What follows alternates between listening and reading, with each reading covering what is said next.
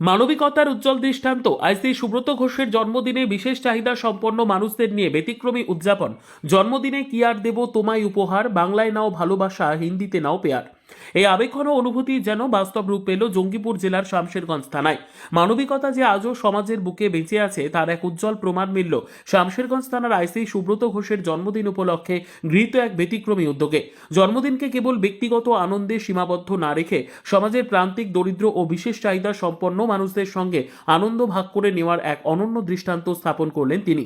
আইসি সুব্রত ঘোষের জন্মদিন উপলক্ষে বিশেষ চাহিদা সম্পন্ন ও অসহায় মানুষদের নিয়ে আয়োজন করা হয় বনভোজন ও মিলন মেলার।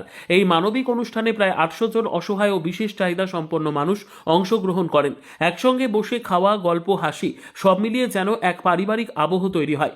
এই অনুষ্ঠানে উপস্থিত ছিলেন ফারাক্কার এসডিপিও শেখ শামসুদ্দিন, শামশেরগঞ্জ থানার আইসি সুব্রত ঘোষ, এসআই দীপক রজক, এসআই মেহেদি হাসান, শফিউল রহমান, সুমন্ত দাস সহ শামশেরগঞ্জ থানার একাধিক পুলিশ আধিকারিক ও সাংবাদিক বৃন্দ।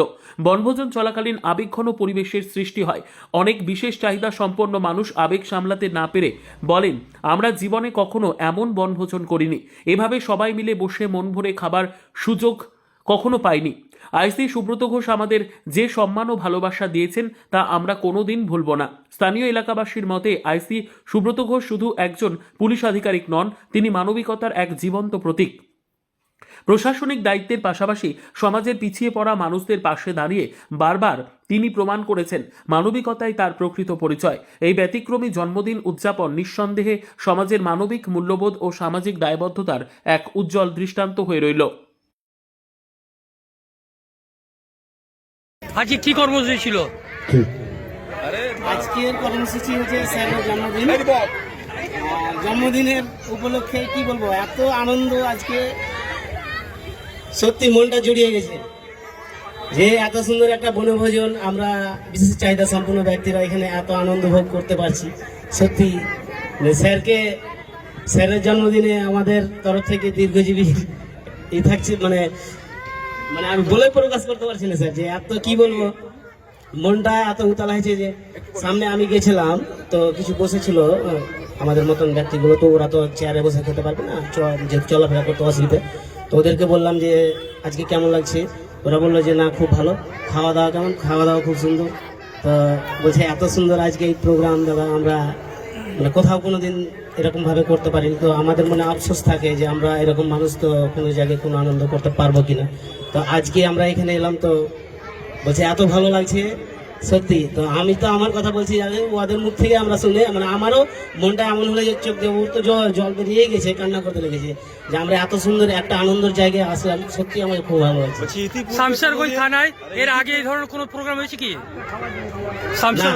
শামশেরগঞ্জ থানায় এরকম কোনো প্রোগ্রাম হয়নি যে এতগুলো প্রতিবন্ধীদের নিয়ে একটা আনন্দ করবে, ব্যবস্থাপনা করবে, এরকম কোনোদিনই হয়নি।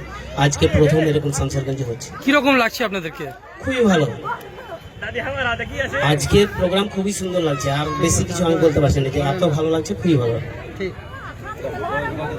আপনার পরিচয়? আমার নাম মোহাম্মদ সাব্বির আলী, হাউসনগর প্রতিবন্ধী সেক্রেটারি। নমস্কার। অ্যাকচুয়ালি আমার এই বিশেষ দিনে আমি চেষ্টা করি সবাই একসঙ্গে একটা সময় কাটানোর। আমি যখন হালিশহর থানায় এসেছিলাম সেই সময়ও প্রায় 200 জনের কাছাকাছি অটিজম বাচ্চাদের নিয়ে আমরা এরকম একটা প্রোগ্রাম করেছিলাম, বনভোজন করেছিলাম। অ্যাকচুয়ালি আমার মনে হয়েছে জন্মদিন পালন করার চাইতো অনেক বেশি গুরুত্বপূর্ণ এই সমস্ত বিশেষ চাহিদা সম্পন্ন মা ও বোনদের হাতে কিছু তুলে দেওয়া এবং তাদের মুখে হাসি ফোটানো। সেই উদ্দেশ্যকে লক্ষ্য রেখে আমার এই বনভোজনের প্রয়াস।